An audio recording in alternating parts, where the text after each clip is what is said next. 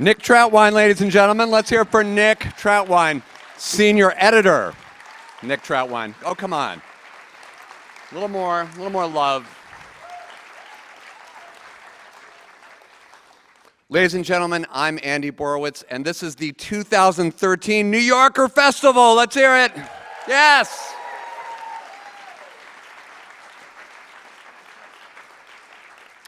Tonight's show is Personal Histories, A Night at the Moth. Let's hear it for the Moth, ladies and gentlemen.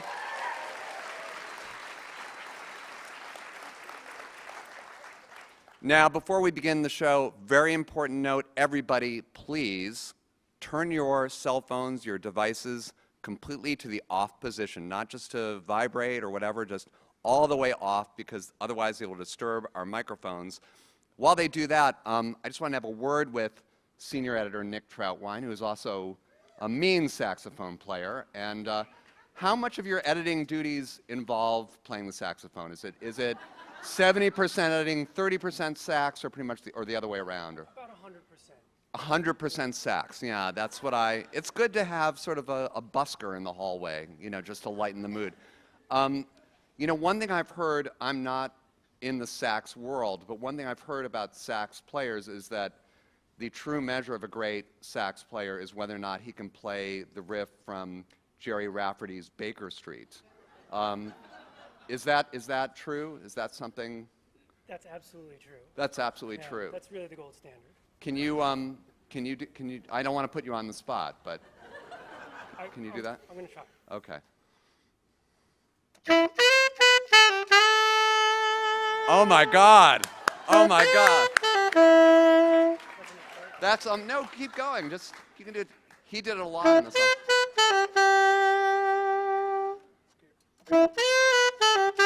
Okay, that is enough. There we go.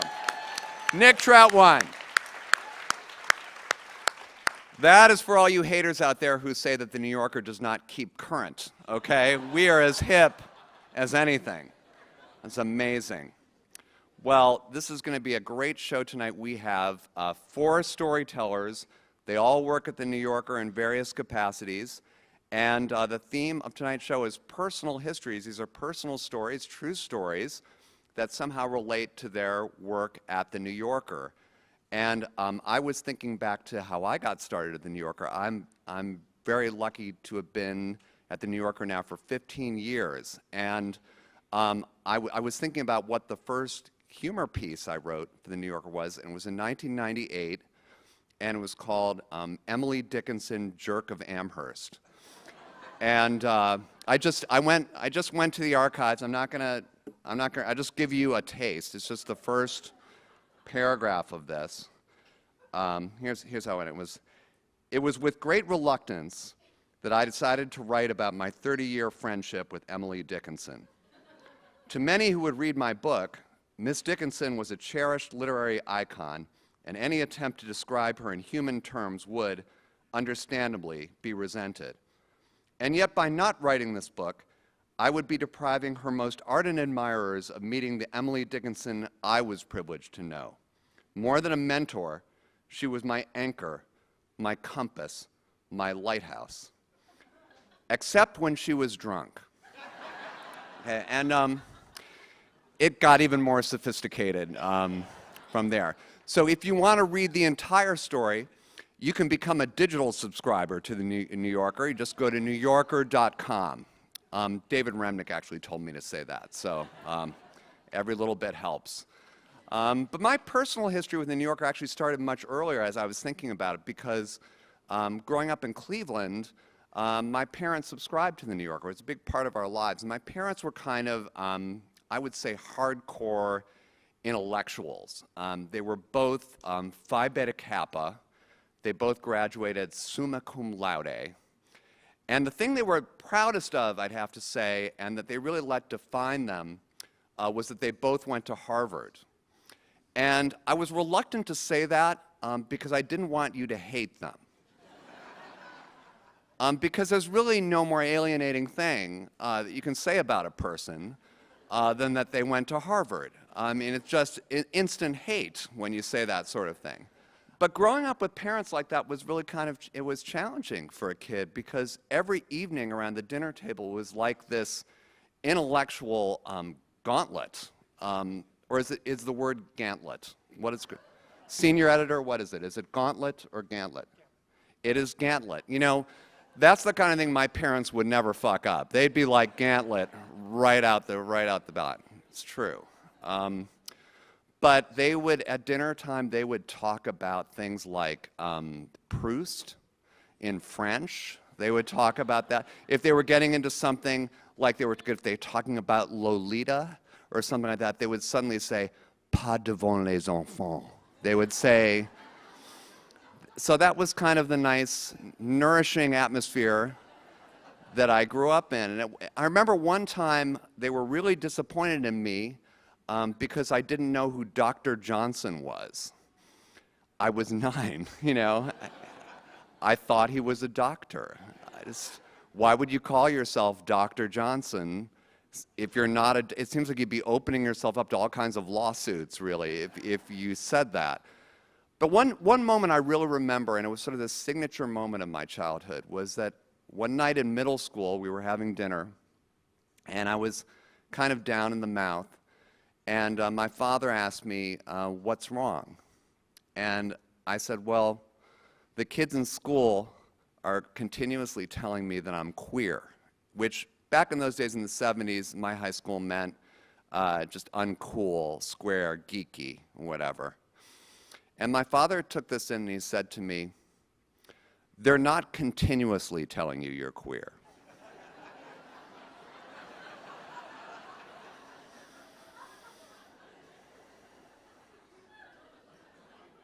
They're continually telling you you're queer.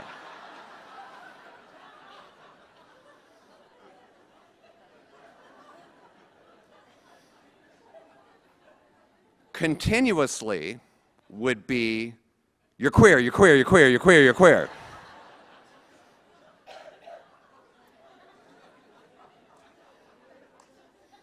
Continually would be, you're queer, you're queer, you're queer.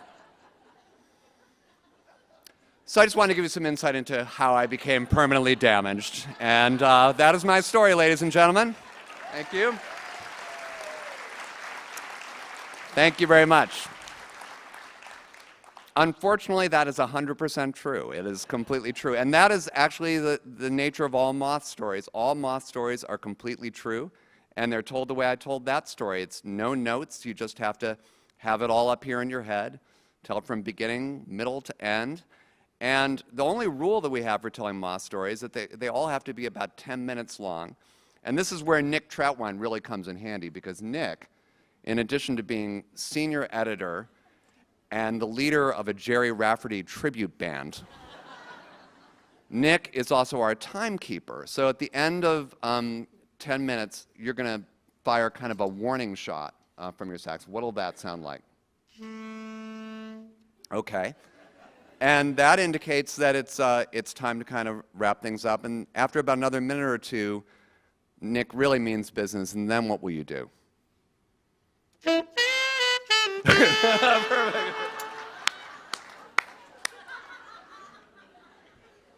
I could not get enough of that riff, by the way. And incidentally, neither could Jerry Rafferty.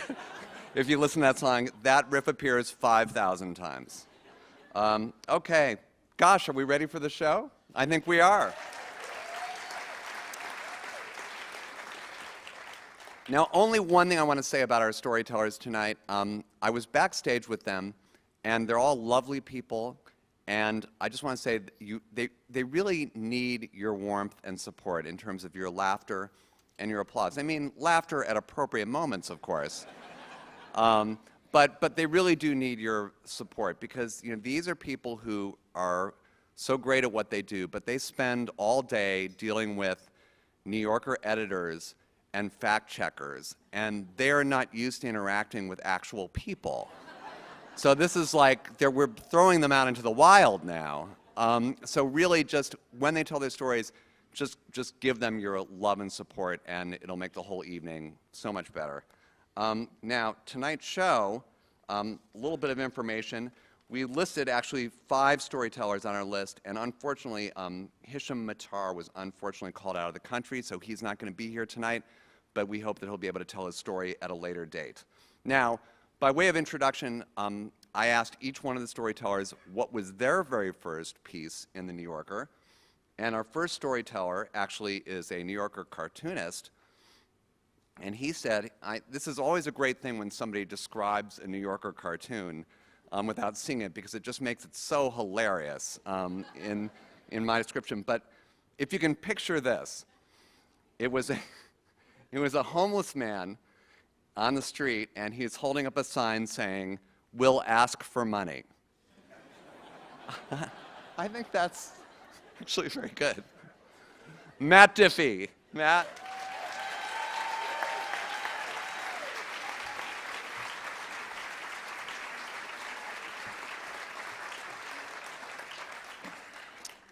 When you're a little kid and you hear the term musical chairs, you think it's going to be a little better than it actually turns out to be, because it's just a dumb game.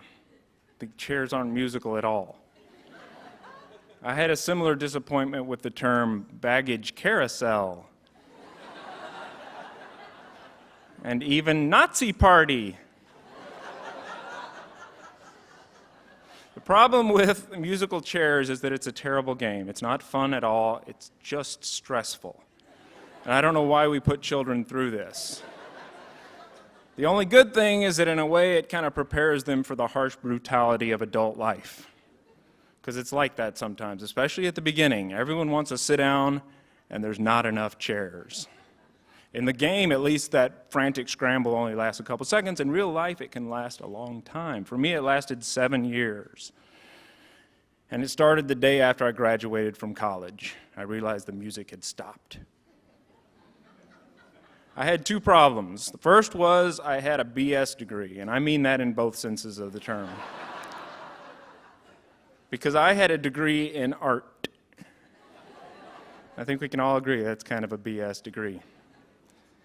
My minor was creative writing, which for me was always comedy writing, so it was art and comedy. Those were the 2 things I wanted to do. And that brings me to my second problem. I grew up in rural Texas, and then later North Carolina. And I'm not going to say that it's harder to pursue comedy and art in rural South, but it is harder to pursue art and comedy in the rural South. It's the same reason why you don't hear about a lot of little girls in the Upper East Side growing up to be champion barrel racers. It's just hard to find the beginning of the path. But ignorance is strong, and I hit the ground running. I painted every day. I tried to peddle my paintings to my friends and family. I tried to get them into galleries. I got them into restaurants. But nothing really happened there. I was doing comedy at the same time. I had a comedy team, and we would go to open mic nights. We'd do shows in coffee houses. We even did shows literally in our own backyard.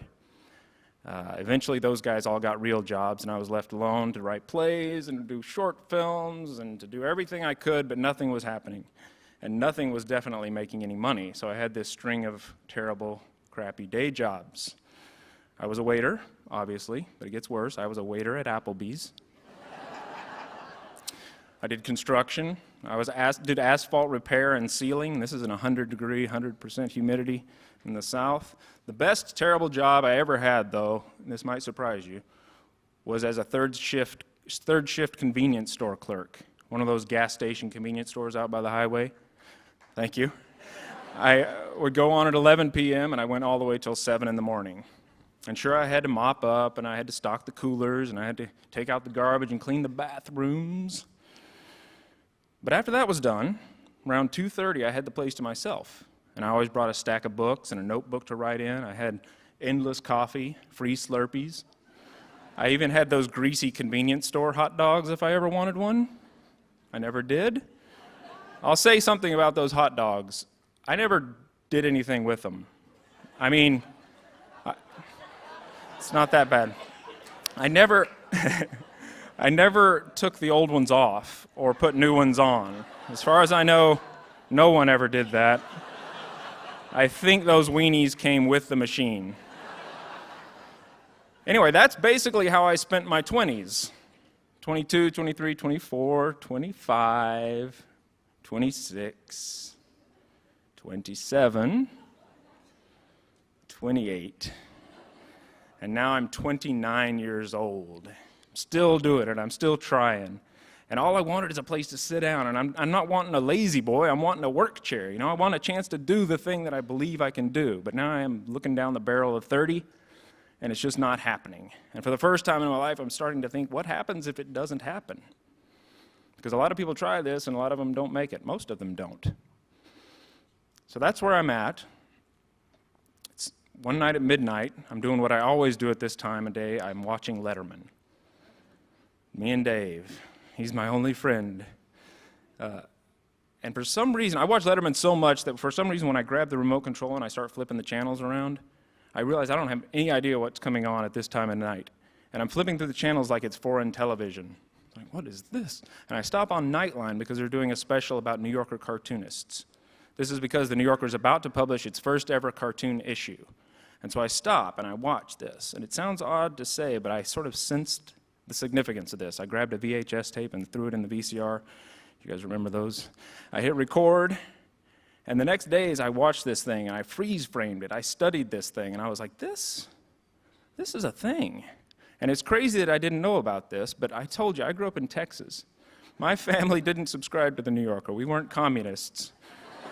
So for For me, cartoons were these like googly-eyed greeting card things. And the jokes are more punny than funny, and I never had any interest in that. But this was different. This was the kind of precise one-liners that I admired from Woody Allen and people like Stephen Wright. And the drawings, they weren't this generic cartoon style. They were unique, and they were art. And so when the issue came on the newsstands, I went out and grabbed it. And I pored over the pages and just studied it. And inside that magazine, there was an announcement for a cartoon contest. And this was before what they do now with the caption contest in the back of the magazine. You had to do the whole thing, the drawing and the joke. And it was co-sponsored by the Algonquin Hotel, New Yorker and the Algonquin Hotel. You had to send in a cartoon that had to do with hotel life, whatever that means. And there was no question in my mind that I was going to enter this contest. So that's what I did. I worked on it. I went to the library. I checked out a big stack of New Yorker cartoon collections, thumbed through them, kind of gave myself a little education. And I remember one cartoonist stood out to me. It was George Booth. He does those single bare light bulbs and the dogs and these old crazy people. And it wasn't necessarily the drawings or the jokes that stood out to me, even though I loved those. It was this sort of rural country sensibility that somehow fit in this sophisticated magazine. Anyway, I worked for a few weeks. Finally, the deadline came. I sent my cartoons in to the contest. A couple weeks later, I hear that I'm one of the 3 finalists. So a few weeks after that, I come down to New York City with one of my high school buddies. They put us up in the Algonquin Hotel. And there's the round table. It's wood paneling. It's these copper lampshades. And in the hallways and in the stairwells of the Algonquin, they have this custom wallpaper. And it's made out of New Yorker cartoons. And I'm thinking, this is definitely a thing. I'm a long way away from those greasy convenience store weenies.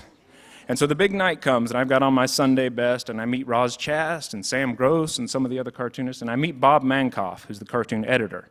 He's also the juror of this contest. He's about to present the grand prize to one of the 3 finalists. And it turns out to be me. Thank you. And I win. The prize is a giant styrofoam check that I get to give to charity. I thought the same thing you're thinking. I thought, I bet you my construction worker fingers could probably beat Bob's, literary fingers, and I could yank this thing and make a break for it. But then I started thinking it through. I was like, I probably can't get through the revolving door. And even if I did get through the revolving door, I probably can't get it through the bank slot. I'd have to lob it over the top of the plexiglass. And anyway, I reluctantly let go of the check. But my real prize came about an hour later.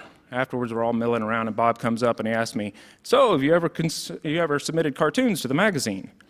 And I resist telling him that no, not only have I never submitted cartoons, but these cartoons he's seen are actually the first cartoons I've ever done. Instead, I just say no. And he says 2 magic words. He says, you should. And he might as well have said, open sesame, because that's the effect it had. There was this whoosh of air, and this big iron door of the New Yorker cracked open just this much. And you best believe I slipped the tip of my boot into that gap faster than a caffeinated jackrabbit. Sorry, I just went full Texan on you. Anyway, I got home, and all I did was cartoon from that point on. No more comedy, no more art. From now on, it was going to be the mashup of these 2 things. My greatest passions, and up to that point, my greatest failures. At the end of the week, I drew up my best 3 ideas, and I sent them to the New Yorker. 5th week of doing this, I get a letter. Remember those? New Yorker stationery. It says I'd sold a cartoon to the New Yorker magazine. And I don't know if I can tell you how that felt, but if you could imagine being on your feet, working, walking, waiting for 7 years, and then somebody pushing up a nice, fluffy, comfy chair. That's pretty close to how it felt. After you sell your first cartoon, you're allowed to come down to the magazine and bring your cartoons in person. So I did that. I rode the train down, and I sat across from Bob. I showed him my 3 cartoons, and that's when he told me that the rest of the cartoonists were doing 10 a week. So I went home, and I was going to be impressive. I did 15 a week, every week. And that first year, I sold 4. But I was elated because I finally had found a place. And I actually remember the precise moment when I knew that. It was that first trip to the New Yorker offices. I had seen Bob, and I was going down in the elevator all by myself, grinning ear to ear. And I like to think that somewhere in the basement of the building, there's some security footage of that. Just a 29-year-old kid just smiling for no reason. I get to the lobby, the doors open, and I'm standing face to face with George Booth. And he's mid-70s at that point. He's kind of tall, kind of goofy, graceful. He's from Missouri. He's kind of me. And I'm looking at him and I'm thinking, I'm hoping that I'm looking into my future. And I instinctively reach my hand out and I say, "Hi, Mr. Booth. I'm Matt Diffie. I just sold my first cartoon." And he shakes my hand and he kind of raises an eyebrow and he says the perfect thing to me. He says, "Well, welcome aboard." And that's the exact moment when I knew I'd finally found my seat. Thank you very much.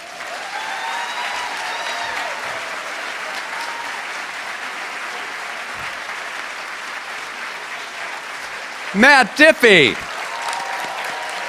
That was amazing.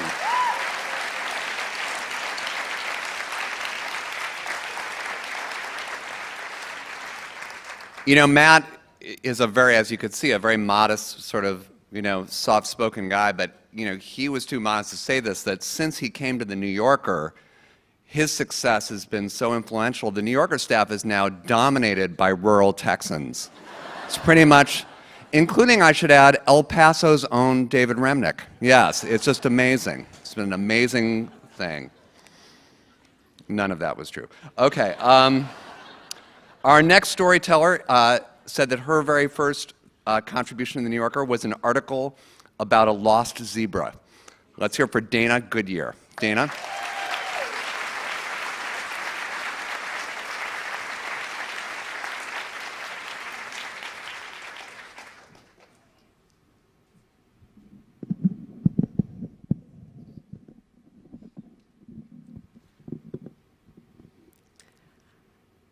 I got to the New Yorker in 1999. I was 22 years old, and I immediately recognized what a special place it was. Nobody made eye contact in the halls. Nobody spoke in the elevator. Nobody spoke above a murmur at all, if it could be avoided. The first time I remember a writer directly addressing me, other than to ask me to do a little bit of research, was one day Malcolm Gladwell stopped in front of the partition to my cubicle and said that he never again was going to use the word "I" in one of his stories. The writer that he most admired at the magazine, he said, had never used "I," and this was the standard for elegance in writing for a New Yorker writer. The section of the magazine that I wanted to write for, the Talk of the Town, actually had an explicit rule that you couldn't use "I." So contributors would do all kinds of maneuvers to avoid using "I." There were amused bystanders and amateur investigators, and when I got my first stories published, I resorted to an even more wallflowerish alter ego and used somebody. So in my pieces, when somebody says something or does something, that's me. I moved out to Los Angeles and I started writing about food and the emerging food movement there. And after a couple of stories, David Remnick called and said, "Okay, you can keep doing this. This is fun. We like it. But you need to be a presence in these stories." And I thought that was wonderful. I had real direction and real permission to do something. And it also made a huge amount of sense to me because food writing is, the job of the writer is to provide vicarious pleasure for the reader. And I really belonged in the stories in a way. But doing that would mean undoing all the ways in which I taught myself to be publishable in the New Yorker. So not only did I try to avoid "I," but when reporting, I tried to be sort of the person without qualities. So I would arrive, without any preferences, without any opinions, never taking a sip of water, never going to the bathroom. I mean, I just was, neutrality herself. And so I had to really work on it. And I started to write about some of the crazier aspects of foodieism, and I was writing about raw milk smuggling operations and people eating insects and every kind of organ meat you can imagine. And I was starting to put myself in the stories, and it was fun. It was hard, but it was fun. And However, I still didn't tell the magazine when I became pregnant with my second child for quite a while. I was in California. They weren't going to know what was going on with me, and I didn't want those assignments to dry up. I wanted to keep doing this crazy stuff. I also didn't tell the people that I was writing about for as long as I could get away with it, because, you know, we've all seen what happens when a pregnant lady eats brie in a restaurant. You know, it's very destabilizing. But for a pregnant lady to be doing some of the stuff that I was doing was really, I felt that it would just intrude on the story so much, and people would talk about nothing but that. And of course, I was there to be writing down what they were talking about that was related to the food. So I kept it quiet, and, you know, when you're writing about food, you can be 20 pounds overweight and nobody notices. So it was how I found myself 4.5 months pregnant, sitting down to lunch with a bunch of adventurous diners, eating ox penis soup and a dessert of frog fallopian tubes. They were none the wiser. By this point, I was working on a book about these experiences, and I realized that the book was due soon and the baby was due, and I needed to find a place for this narrative to land. There was something going on which I had sort of nervously been tracking out of the corner of my eye in the food movement, and that was everybody was trying to do something more outrageous and more outrageous and more outrageous, and so the final taboo of cannibalism was actually something that people were starting to talk about. Anthony Bourdain said at a food festival that he would taste human flesh. He may have been joking, but he said it. I was hanging out with these women in New York who were making cheese out of human breast milk, and doing lacto whey pickling out of human whey, and as an exploration of the limits of locavorism. There are no cows in Manhattan anymore, so you have to make milk with... you get the idea. I interviewed a woman who was part of a sort of extreme eating club who told me with great bitterness that when she'd had a kidney removed, the hospital wouldn't let her take it home because she had wanted to cook it and eat it. And even Daniel Patterson, whose restaurant in San Francisco has 2 stars from the Michelin Guide, described for me making a bolognese out of his wife's placenta. And of course, he's a chef, and you don't serve something without tasting it. It was for her, but he tasted it. So there I was, 9.5 months pregnant,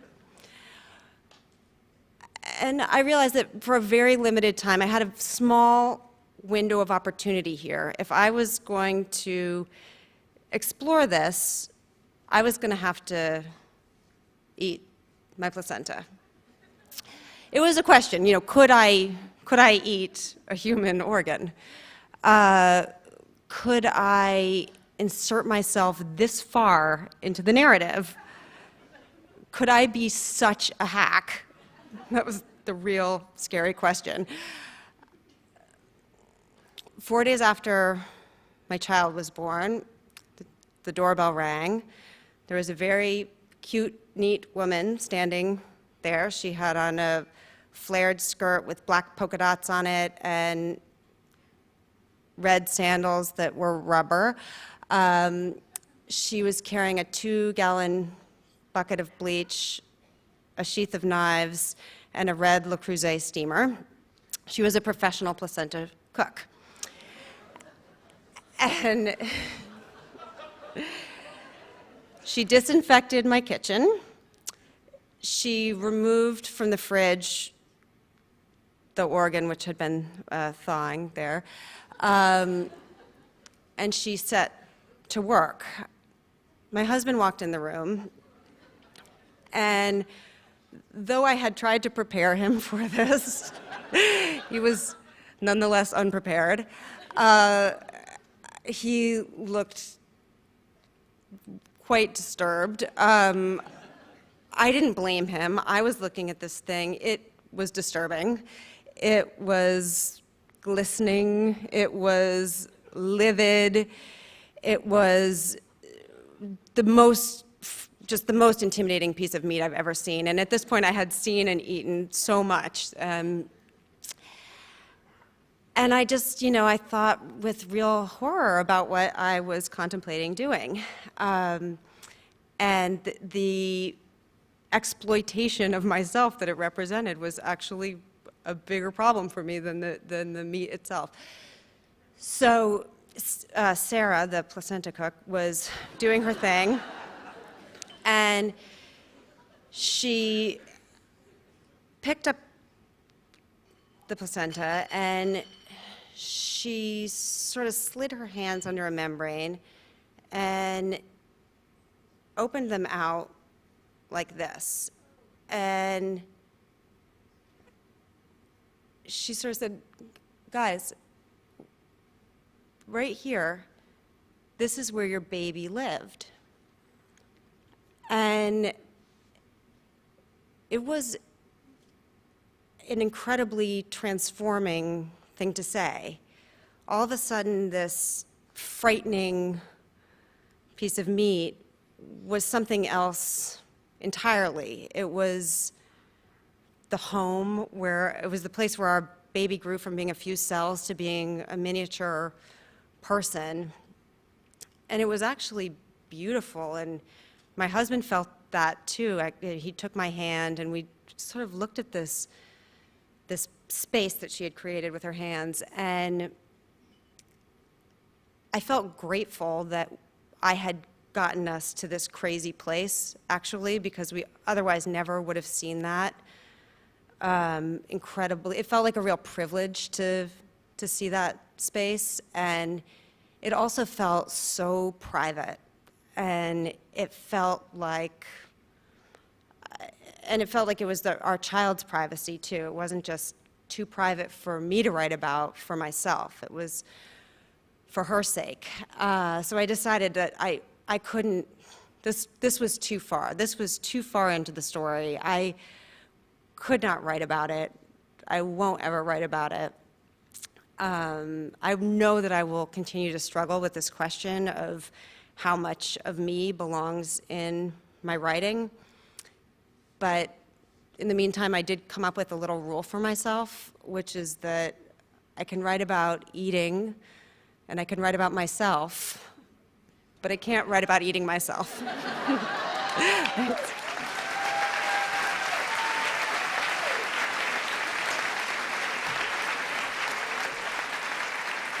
Dana Goodyear.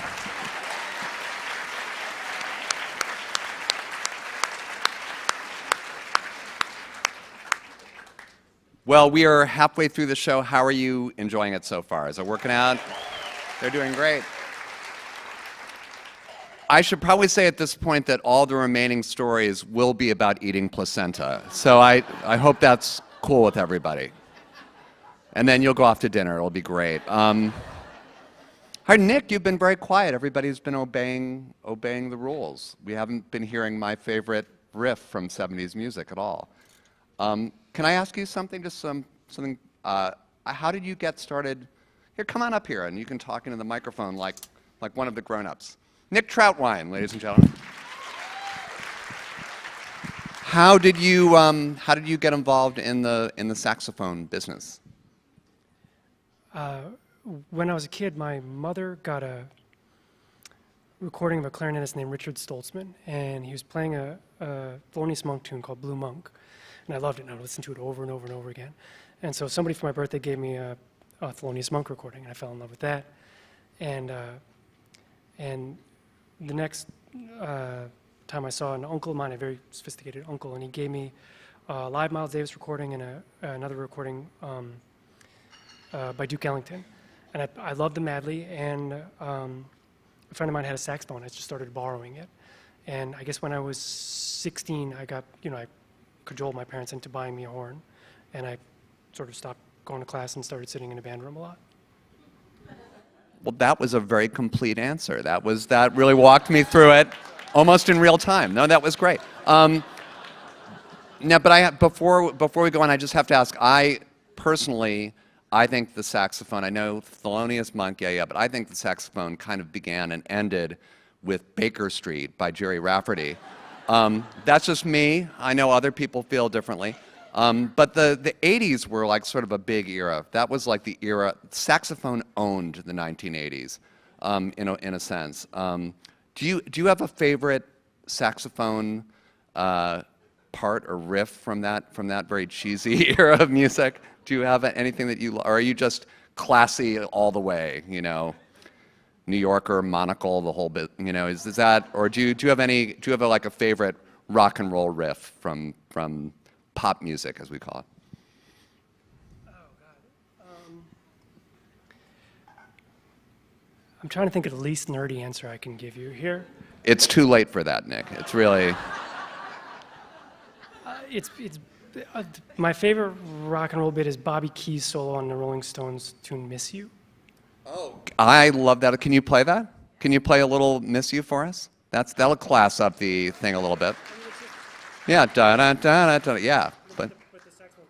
Oh, that's not that part. Okay, I did the Mick Jagger part. Sorry. Well, do you know any of that? Can you play any of the Bobby Keys bit? Or I don't want to put you on the spot. Right. That's the part I know. Right. Right, and so the solo. And we all say "miss you," right? Okay.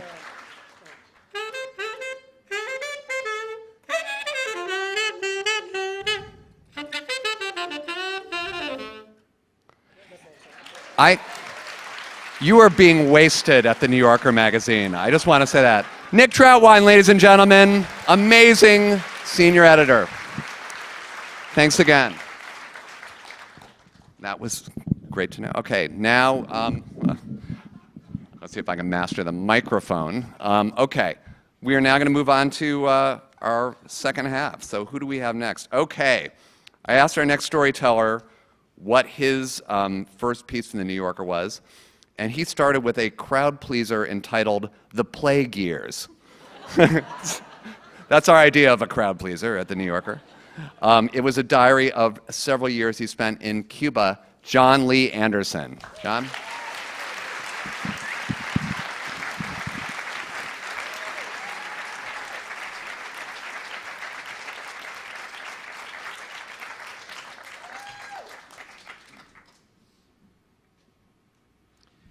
Well, you're even taller than me, Andy.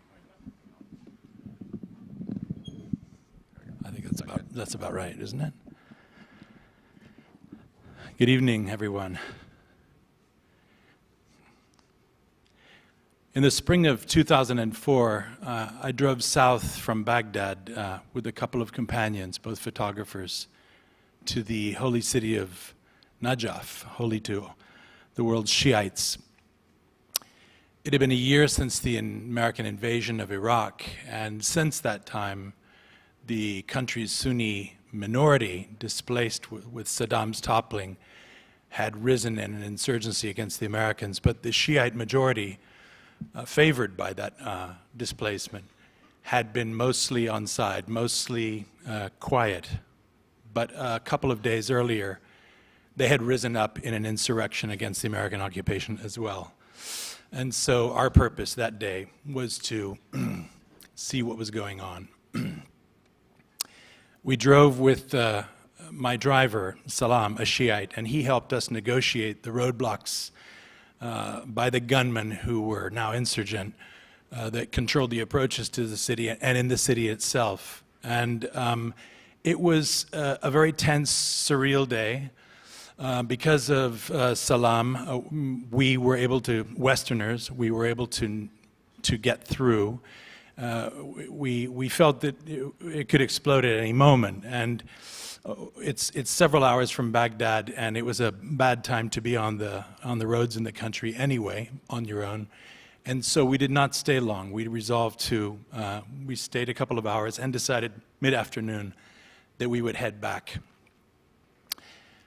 North of Najaf, half an hour north, in a wooded area, there were 8 or 10 gunmen waiting for us on the road, and they blocked our way through. At first, we thought that Salam would be able to talk us past them, but that didn't happen. Some looked uncertain, but they were more tense. And in the middle of the negotiation, a man, obviously a figure of authority with a turban, long gray beard, came running out of the bushes and ferociously yelled at everyone and ordered them to take us, to detain us. They all trained their guns on us. The situation became hostile. Several piled into the car with us, and other men appeared in a car in front of us, and we were led not where we wanted to go, but back into this labyrinth of low buildings and back streets, and eventually to a mosque where we were left inside the car under guard, men standing outside pointing their guns at us, as Salam was led away and into the mosque by other gunmen. During this whole time, he had been unusually frightened looking and alarmed, so I knew our situation was potentially bad. We sat there watching the afternoon fade and getting increasingly worried about our situation. I remember looking outside the front of the car because we couldn't get out. We were literally held prisoner inside the car as the hours went by. And men and boys gathered on the sidewalk in front of us and gazed at us with the kind of detached, neutral expression that I've come to associate with the look people give condemned men on their way to an execution. That was pretty much our mood. Just around sundown, Salam reappeared coming out of the mosque, again accompanied, got into the car, was very flustered, didn't look at me, turned on the engine and said to me, just, "Mr. John, we go." And we did. The gunmen fell back and we left. The wooded area on the outskirts of Najaf, now it was dark, was deserted. There was nobody anywhere, nobody on the road. And we, I think, again, felt extremely apprehensive about what we might find on the road.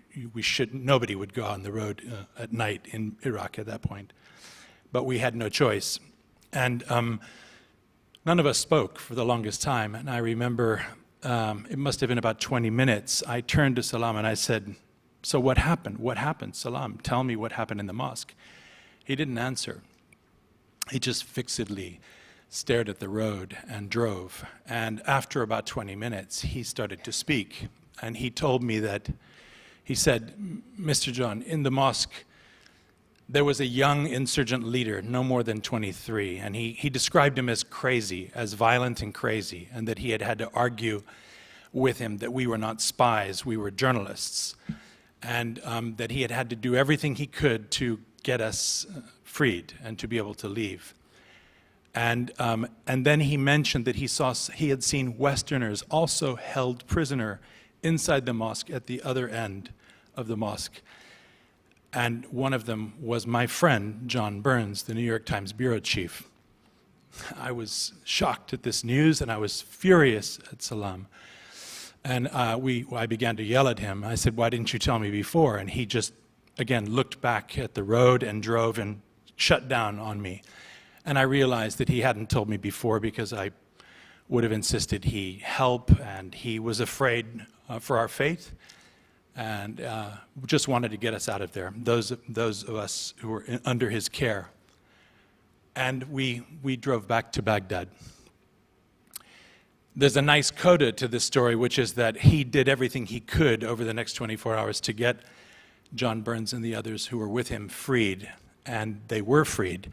By that time, they had been driven blindfolded and trussed out into the desert and were likely going to be executed. So Salam saved their lives, and he had saved our lives as well. And this was something he had done at least once before and would go on to do several more times as the situation in Iraq unraveled, and I was there reporting it pretty much full-time for The New Yorker for about 3 years. I would spend a couple of months in Iraq, very often staying with John Burns at the New York Times fortified compound in Baghdad. And I would go home where I live in England and back and forth. But it dominated my life for quite a while. The country, as you all know, the Civil War intensified. And it became a situation where not only both Shiite and Sunni communities were attacking the Americans, and there was this counterinsurgent war, but they also began to attack one another. And so by the mid-2000s, it was a charnel land of bloodshed. And in that time, I finally took a break from Iraq for not quite a year, but there was about a year when I didn't go. And I returned in 2007 at the height of the sectarian civil war. It was probably the worst time. At this point in Iraq, about 100 people were being murdered every day just in Baghdad alone in very gruesome fashion with drills and tortured to death in the sectarian civil war. The very day I arrived there, Salam came to the fortified compound where I was staying, and he told me that in the interim time that I hadn't seen him, he had gotten involved in the sectarian civil war himself and was now killing people. He began to tell me how it had come about and what he was doing. We always had full disclosure with each other. We were very close. And he told me that a couple of months before, his best friend in his neighborhood had been ambushed and killed by the same Shiite militia that had abducted us back in 2004, but with which he and his friend had actually allied themselves in the recent months as the war came to the city. He was a Shiite himself, so they were helping this militia. But in a murky episode, that militia killed his friend. The younger brother of his best friend was an eyewitness to the killing, survived it, was undetected by the assailants, and came to tell Salam what had happened. They then went to, that friend's name was Karim. They then went to Karim and his older brother's mother, and there and then, more or less ordered by the mother, Salam vowed to help Karim take blood vengeance for his older brother's death. And there and then, Karim vowed to kill 10 men for every finger on his dead brother's hands, 100 people. At this point, they had killed about 20 people. Now, they were doing so secretly, by stealth, killing people related to the assailants within their very neighborhood and keeping it secret. And Salam began to describe some, at my insistence, he began to describe some of the killings they had carried out. The very first wasn't actually one of the assailants at all. It was the father of that assailant. I was shocked at this, and I questioned him about that, and he reacted vehemently to say that according to tribal code and in Iraq, it was perfectly okay to take the lives of anyone related to the assailants who had killed his best friend. And they were proceeding to do this. He described another scene which I found very disturbing, where they had also employed the services of a gang which were kidnapping people for them, and then they would then dispose of them. In this particular case, they had a number of men in a room, hooded, trussed, whom were being tortured before their execution. And by the way, Salam described the scene. I realized that he was there too. And he saw my expression. He saw my face. Before I could say anything, he said, "Mr. John, I didn't do anything. I didn't torture them." And he tried to assure me that he hadn't personally been involved in that, and that he had left the room before they were killed. I realized that this had completely altered our relationship. He could no longer be my man Friday. He had become my everything in Iraq, my bodyguard, my translator, my friend, and now he'd become a killer. So it posed a bit of a dilemma. But I decided I would report it just like I would any other story in Iraq. And I said, you have to introduce me to Karim, his accomplice. And he did. He brought him the next day. Karim was a man, very intense, medium height. I remember he had a buzz haircut, big eyes, and a very intense look. He not only confirmed everything Salam had just told me, he added details, and the story was actually much worse. He told me that they used an abandoned factory that was somehow his family's property in a kind of neutral area in a neighboring district, and that one of the ruses that he and Salam employed was to invite people who were known to them, acquaintances, almost friends in some cases, to come play backgammon at that house, or to go pigeon mumbling. It's an old sport in Iraq, from the roof of this factory, and to drink some Iraqi liquor, or have some tea. They would come to this place, and then he and Salam would put the date rape drug in their tea. And then when they became groggy, they would slit their throats or shoot them in the head. And they would take their bodies and dump them on waste ground in between their neighborhood and the nearest Sunni neighborhood to make it look as if they were Sunni sectarian victims. And that they always reported in to Karim's mother as well. I then said to them both, you have to arrange for me to see Karim's mother. And they did. It was, at that time, the neighborhood was under insurgent control, the very militia that they were killing the members of. But they rigged it so that we made a flying visit at about 2 in the afternoon, when they assumed that most of the sentries would be a bit dopey, and if I stayed no more than 10 minutes, it would be fine. We raced up to the front of the house.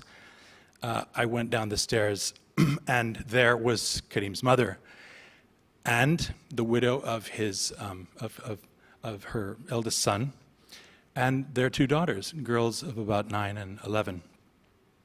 She confirmed everything that Salam and Karim had told me, and added a new dimension, which was that she explained that she had asked them to bring her pieces of all of the victims as proof of what they had done, proof that they were carrying out the blood vengeance. And in front of the widow and her daughters, she described to me the pieces: a hand, a foot, fingers, a nose, an ear, in one case an Adam's apple, another a mustachioed upper lip.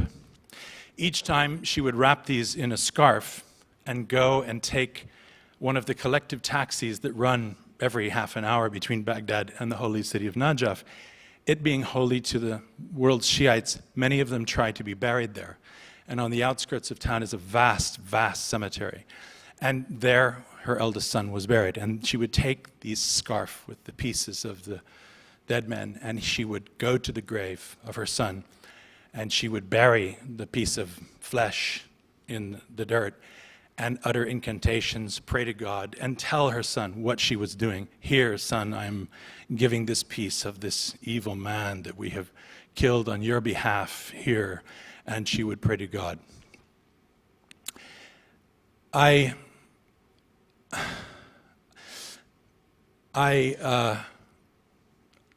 argued with Salam over this. I found it very unsettling. Of course, the whole situation was deeply disturbing. There was something especially disturbing about Karim, at the point at which he had described for me how they disposed of the victims and so on. He then offered that he had selected a victim for the next day. And I asked him how he felt about what he was doing. He got a half smile and a kind of faraway look in his eyes, and he said, I feel good. I feel better each time. I feel closer to God. And I felt that he had gone crazy. I felt that I was in the presence of a serial killer.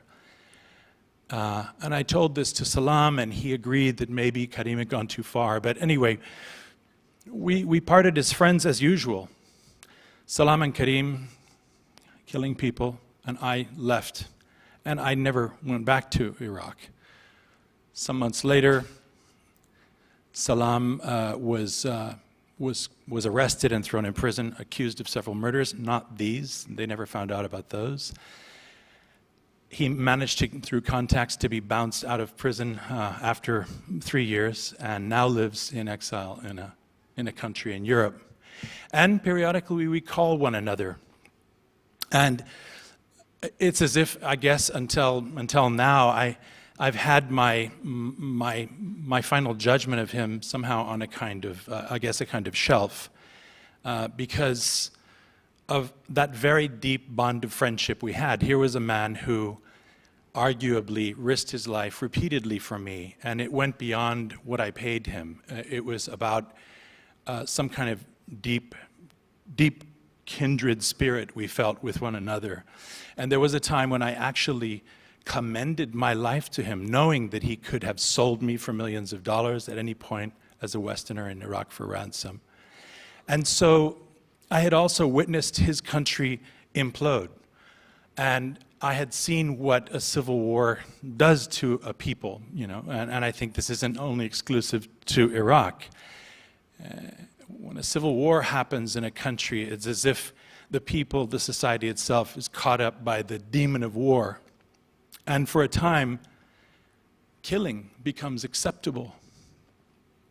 And then it runs its course, and it no longer is. And I had seen Salam make that entire journey, and I had also seen the best of him and the worst of him. And if there's a balance or a scale in which I had to decide what to choose, moral condemnation of Salam for what he had done, for what happened, or our friendship, I chose friendship. Thank you.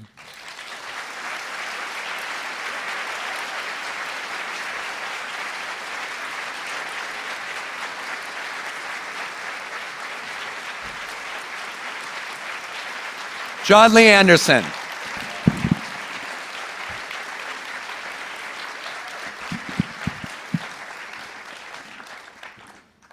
I am so glad you didn't come in with Baker Street at some point. That would have been horrible.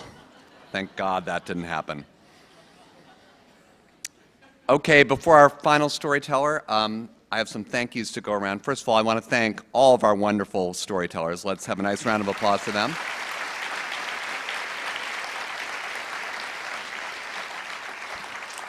Thelonious Troutwine, of course. Let's hear it for Nick Troutwine. Let's hear for this wonderful venue, SIR Stage 37. Let's hear it for them. They've made it all happen. The directors of tonight's show, Jennifer Hickson and Meg Bowles. Let's hear it for them. Tonight's producer, Catherine McCarthy. And of course, we have to thank all the people at the New Yorker Festival who make all these wonderful programs possible. First of all, our festival director, Rhonda Sherman. Let's hear it for Rhonda. And the producers, Michael Schulman, Alexis Goldberg, and Margaret Alden. So let's hear it for all the New Yorker people. Yes. Two things you should know about the Moth they're putting out there. They've got their very first Moth book. It's called 50 True Stories, and it features stories by quite a few New Yorker writers, including Adam Gopnik, Malcolm Gladwell, Nathan Englander, and Jenny Allen. So check that out. Also, November 6th, the Moth is doing a very special show. It's their members show. You have to become a Moth member to go, right? Is that the deal? That's the deal. So if you join, go to themoth.org and become a Moth member. It's really worth it because there's so many great things that come along with that, including you get to go to this great show at Cooper Union, November 6th. The show is called Duck and Cover: Stories of Fallout. Okay. So here's our very last storyteller, and I asked her what her very first piece was. And this was actually a little bit of nostalgia because the New Yorker doesn't do this so often anymore, but they used to publish these little news breaks at the bottom of some of the columns when they had found, yeah, I'm getting some recognition here. When somebody in the printed media would, remember when there were these things called newspapers that they would write things in. And there would be sometimes a very funny, unintentional goof that somebody had made in a newspaper, and the New Yorker would print that little item and then have a witty rejoinder. And she does not remember the exact nature of the item, but it involved John Denver. So that sort of dates it in sort of a carbon-14 way. But let's hear it for our final storyteller, Mary Norris. Mary? Let's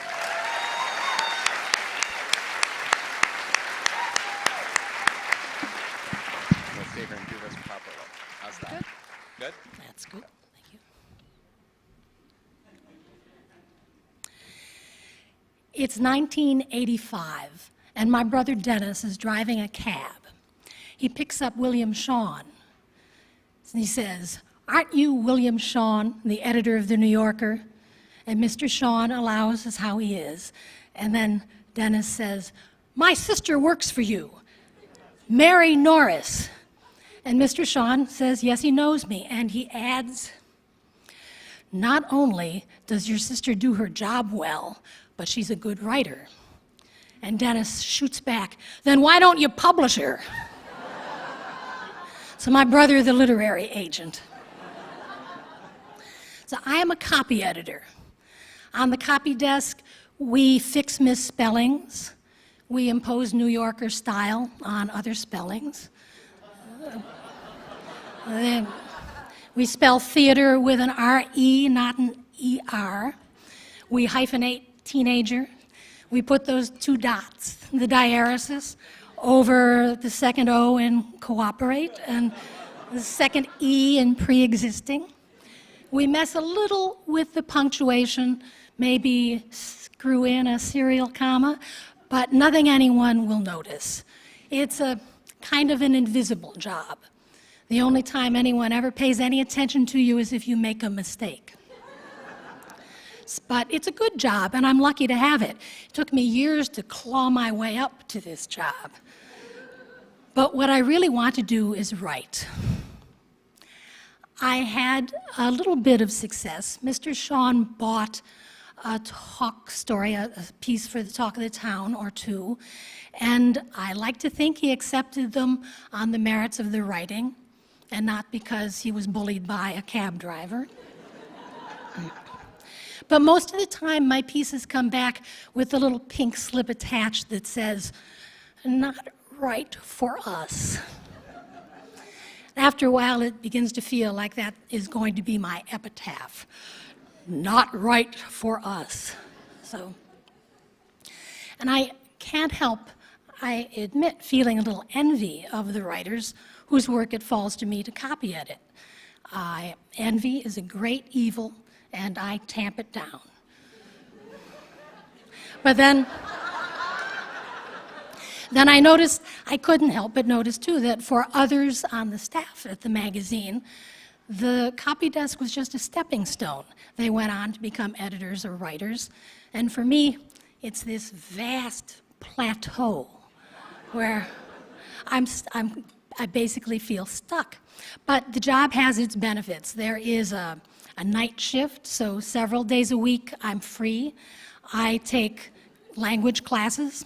I studied Greek and Italian, and I have time to write. So I got started on a novel. It was about a woman who worked at a magazine, oddly enough, and she had many eccentric coworkers. She studied languages, mostly Greek and Italian, and she felt stuck. So I called it Sophia Rampant, and you will not find it on Amazon.com because it never got published. But I did, after many years, move up at the New Yorker. I became a page okayer. It's a job that doesn't exist anywhere else. A page okayer is a combination of a copy editor, a proofreader, and a query proofreader.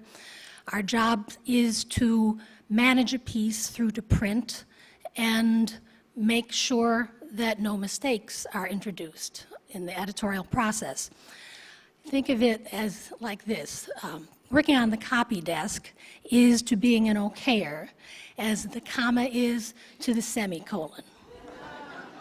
It's subtle, okay?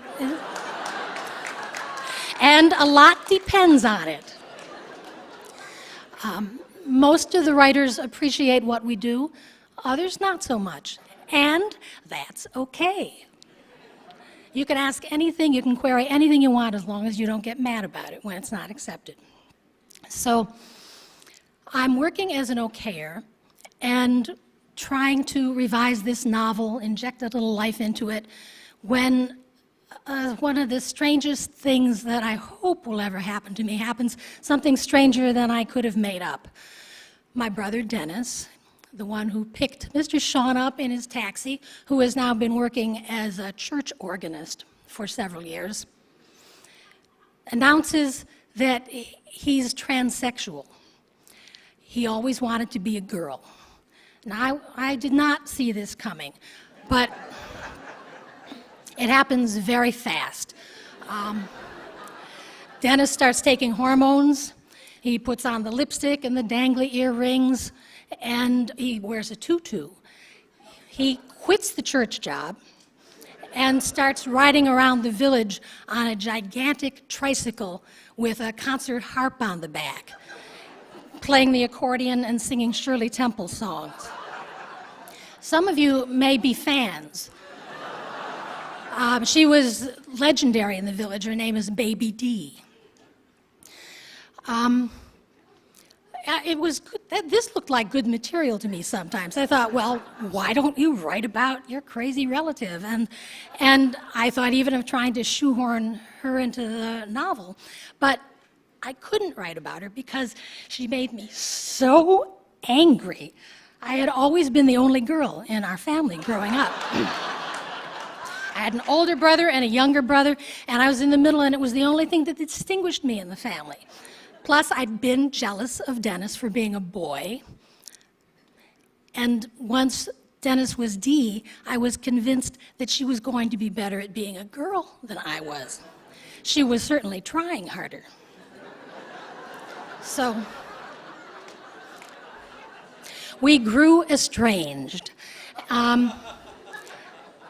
Dee took her act to Europe, and I was kind of relieved. She was out of my hair for a while. But while she was in Europe, she went through some deep emotional shift. Her music got more serious. But the most amazing thing is that she decided to go back to Cleveland and help take care of our aging parents. And this had never occurred to me. No way. So, how could I not appreciate this and be grateful to Dee? And it still took a while, but gradually I accepted Dee. I started using the right feminine pronouns. And at that point I thought, well, now I can write about this. So I started writing a memoir. I thought it'd be about our childhood and Dee's transformation and my often benighted reaction to it. And I would call it My Sibling Dee. So I had a lot invested in this, and I started sending it to agents, and one agent after another wrote back basically, not right for us. So, and I've never given up the desire to be a writer, but I have to admit I'm starting to get discouraged. I've been on the copy desk for 30 years now. Ooh. It does sound like a long time, doesn't it? But it made me think of my father. My father was a fireman in Cleveland. We come from rather different Clevelands, Andy, I think. And when I was in college, I had this insight about my father that when he was growing up, he had no burning desire to be a fireman. He needed a job.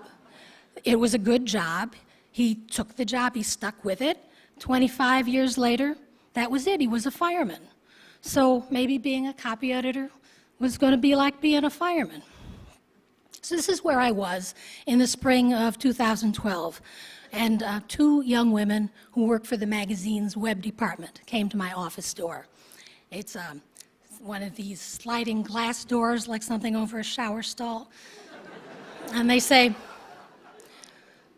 they tell me some guy has written a piece for the Times that makes fun of our commas. Would you write something about commas? I thought, oh, commas, must I? But why me? And then I remember, oh yeah, I've been a copy editor for 30 years. I really ought to know something about commas. And I have on my desk this artifact that's come down to me from a legendary New Yorker proofreader. It's a canister with perforated lid, and she had wrapped it in brown paper and drawn commas on it with a pencil, and that's the comma shaker. So her comment on our style was that we just sprinkle in the commas. And suddenly I saw a way that I could write the piece, and it went up on the blog. It was called In Defense of Nutty Commas, and it went viral. And it was funny to me, I'd been keeping a blog myself on alternate side of the street parking for a couple of years. And it had a loyal readership in the tens, so. There was somebody wrote on Twitter, "The New Yorker is blogging about commas. It's like Christmas morning," So as I realized at that point I had broken a taboo. The New Yorker is famously snobbish about its editorial practices. And once I opened the door, all these questions came gushing in, like, what is it with that umlaut, meaning the diaresis? And why do you double the L's in traveled and the S in focused? And why do you insist on writing out large numbers that aren't round, like 562,425? And suddenly I had a column. I was writing about things like the semicolon and obscenities in the magazine, and an Old English character called the Thorn. And I also wrote about pencils. I still work in pencil on paper, and I'm a terrible pencil snob. I like a nice soft lead. And who knew? It turns out that there's this huge community online of pencil fanciers. So this was pretty exciting. And pencils and punctuation. So somebody at the office suggested I talk to an agent, and I went back to the last agent who had passed on my D memoir and suggested a book on these subjects, and he got very enthusiastic, and he helped me work up a proposal. And in August of 2012, he sent the proposal out, and within days, I had this very heady series of meetings with editors and publishers in their Manhattan offices. And the book went to auction. I felt like a prize heifer. And it sold for more money than in my wildest dreams I'd ever hoped to get for Sophia or for the D memoir. But it really wasn't about the money. It was about finally being recognized as a writer.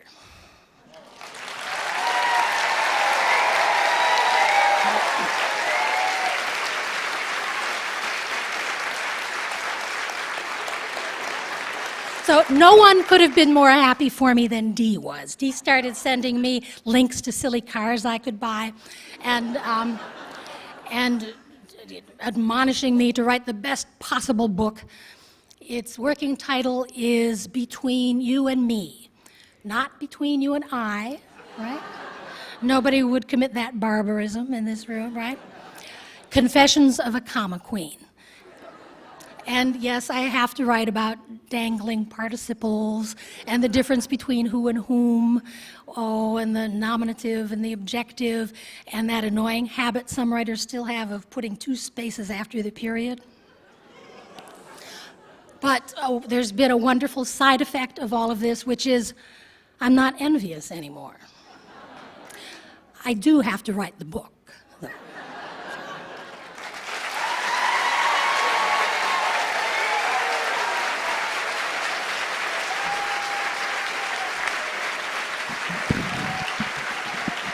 Mary Norris.